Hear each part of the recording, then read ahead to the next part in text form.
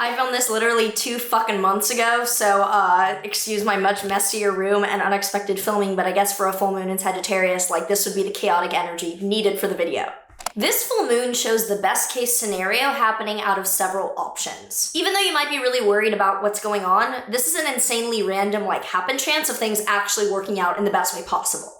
If you're excited to dive into what the astrology has to say about this full moon in Sagittarius, make sure that you like, subscribe, and hit the notification bell so that you are always up to date with what the stars have in store for you. First, we're going to get into the overall vibe of this full moon, and then we're going to get into what it means for you and your specific sign. And if you're new here, hi, I'm Maren. I make videos about astrology, and I also make music, which you should stream down below because I have music coming out soon.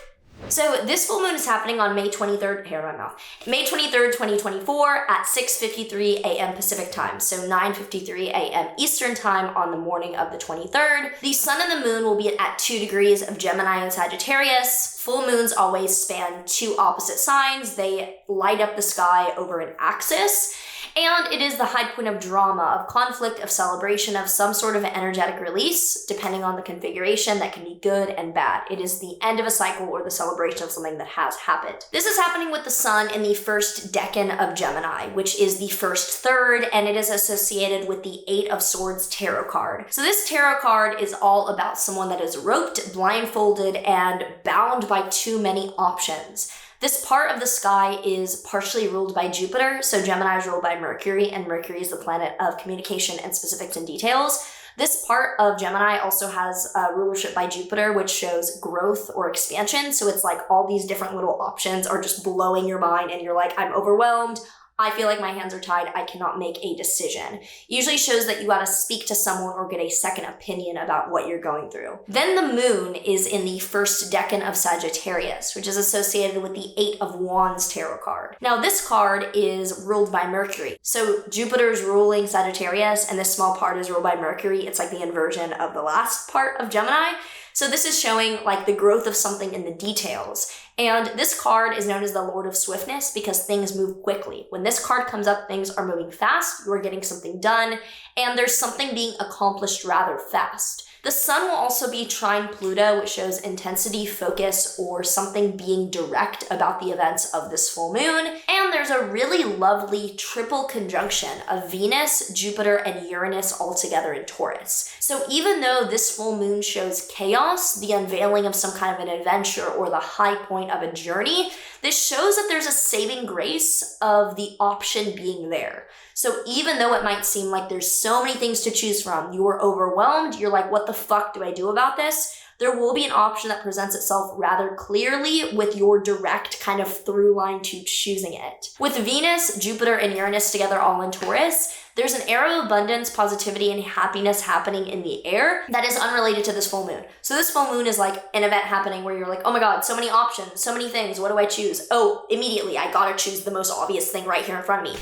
And at the same time, life is going pretty well in general. There's this energy of abundance, optimism, and positive things happening unrelated to this event, which helps it out. Mars is also on the North Node in Aries. So Mars in Aries, it's in its home sign, just like Venus in Taurus is in its home sign. This shows that being aggressive, discerning, and decisive is a strong suit, and the North Node amplifies that. So it's like, okay, I'm overwhelmed, but once I make a decision, I'm sticking to it. The decision itself might be difficult to make, but once you make it, it is a very positive, kind of straightforward thing that you are doing. So the best case scenario is probably happening in the midst of so many different options. So even though right now you're like, there's a ton of fucking potential, as we'll get into for your specific chart, it does work out for the simplest. I actually have Occam's razor tattooed on me. Can I show this? Can I show this on camera? I don't know if this is like inappropriate. This isn't inappropriate. I have Occam's razor tattooed on me here, which is like, this is so, I don't need to be showing this. It's the simplest path is the most preferable. And it's the way that I live my life. And I think it's like a really strong maxim. And I think that in this case, like it might be something that you want to consider. So if you have any questions, thoughts, concerns about this full moon, do let me know down below before we get into what it means for you and your sign. So, Aries risings, this is in your 9th house of foreign travel or higher education. You are probably getting rid of or ending a chapter about education or travel in your life. Taurus risings, this is in your 8th house of finances or the occult. You're probably selling or getting rid of an asset or an energetic block with occults and things that are more esoteric. Gemini risings, this is in your 7th house of committed relationships, so you are probably having a breakup or a fork in the road that you're making a decision about with a relationship. For Cancer risings, this is in your 6th house of physical health issues or coworkers. You're probably resolving or having the end of something to do with your physical health, or you are ending something with your coworkers and people that you work with.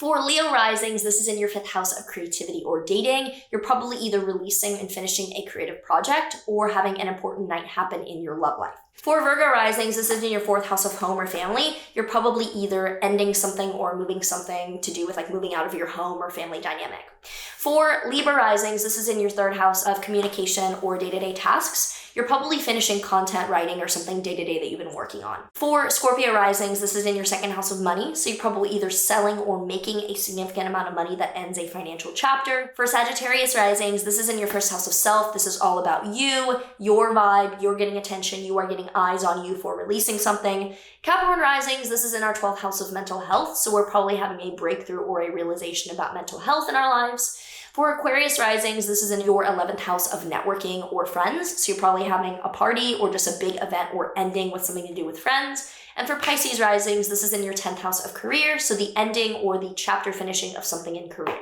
The tarot card that we have here for the full moon is Justice. So literally justice. I feel like this is the card I pulled in the video that cannot be found. Justice is happening. Something is being resolved here. Please, God, baby Jesus, please, we need some justice in this life. My life. If you enjoyed this, please give me a like, a subscribe, and do all the things. It does help out in the algorithm. I look forward to seeing you after this full moon. So yeah, I will see you in the next one.